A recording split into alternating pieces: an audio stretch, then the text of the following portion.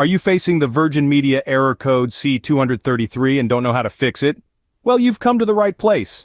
This error usually indicates there's an issue with your broadband connection or a conflict in your broadband settings. Let's delve into some solutions that you can try to resolve this issue. First and foremost, check the server status. Often, the C233 error code can occur due to server outage issues.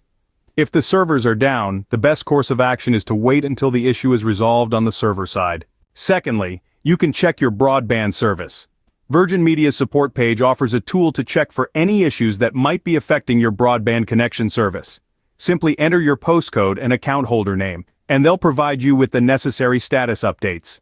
Thirdly, it's a good idea to check your broadband speed. Slow broadband speed can often contribute to the occurrence of this error.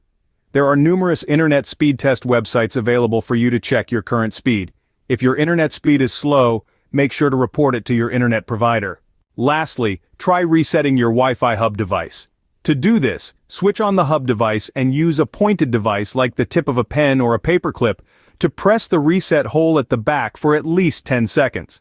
After this, wait for a few minutes to let your device reboot itself. Once the power light at the front stops blinking and becomes solid, check to see if the error has been resolved. In summary, the four main solutions to fix the Virgin Media error code C233 are to check the server status, check your broadband service, test your broadband speed, and reset your Wi-Fi hub device. Remember, the most important thing is to be patient and systematic in your approach. Good luck.